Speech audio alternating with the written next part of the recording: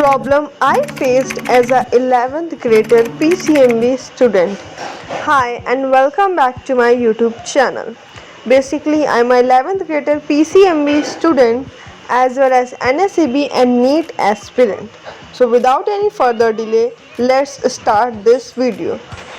मैं मेजरली यहाँ पे जो मेजर प्रॉब्लम्स हैं उनके बारे में बात करने जा रही हूँ। अगर तुम पीसीएमबी लेने का सोच रहे हो या तुमने पीसीएमबी ले लिया है तो तुम्हें ये प्रॉब्लम्स होनी है, तो उसमें इतना टेंशन मत लेना, बिकॉज ये टाइम जैसे जैसे तुम्हारा जाता जाएगा वैसे वैसे तुम इम्प्रूव करते जाओगे। पहला तो तुम्हें हैवी सिलेबस लोड रहेगा तो तुम टाइम मैनेज नहीं कर पाओगे। तुम सारे सब्जेक्ट को इक्वल टाइम नहीं दे पाओगे। एक दिन में भी तुम 2 या 3 सब्जेक्ट पढ़ो, तुम अपने चारों सब्जेक्ट को इक्वल इम्पोर्टेंस नहीं दे पाओगे। तो तुम्हें एक बेसिक टू डू लिस्ट के साथ चलना है। वो डेली की भी हो सकती है, वीकली की भी हो सकती है और मंथली की भी हो सकती है। मैं अपना बताऊँ तो मैं वीकली जो टू डू लिस्ट होती है वो ज़्यादा बनाती हूँ एज़ पर कि मेरे एग्ज़ाम्स कब हैं।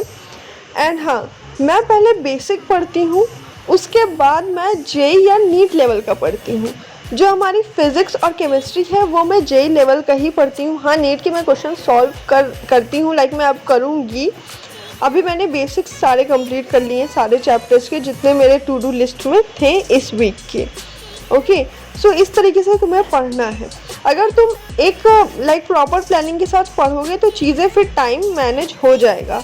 अगर तुम प्रॉपर प्लानिंग के साथ नहीं पढ़ोगे तो टाइम मैनेज नहीं होगा, तुम सारे सब्जेक्ट को इक्वल टाइम नहीं दे पाओगे। सेकेंड है कि बर्न आउट फील करना। तुम पूरा दिन पढ़ते हो तो तुम बर्न आउट फील करने लगते हो, तो तुम सब्जेक्ट स्विच करो।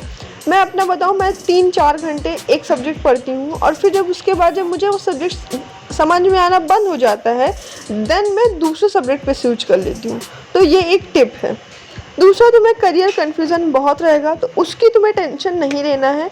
तुम्हें अभी फ़िलहाल अपने चारों सब्जेक्ट पे फोकस करना है और जिस भी कॉम्पिटिटिव एग्ज़ाम के बारे में तुम्हें लग रहा है कि हाँ नीट हमें देना चाहिए या जेईई देना चाहिए या दोनों देना चाहिए, वो तुम डिसाइड कर लो।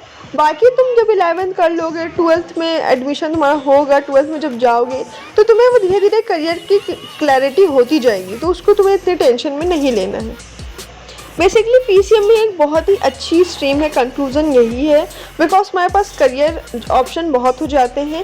एज तुम देख रहे हो कि नीट और जेईई में कितना कंपटीशन हो रहा है एंड स्पेशली नीट में, तो तुम्हारे पास ज़रूरी कई करियर ऑप्शन हों ताकि तुम किसी भी एक को चुन के उस लाइन पे जा सको, ताकि तुम अनएम्प्लॉयमेंट तुम्हारे पास ना रहे, तुम अच्छी जॉब कर सको अगर तुम जॉब वाली फील्ड में जाना चाहते हो।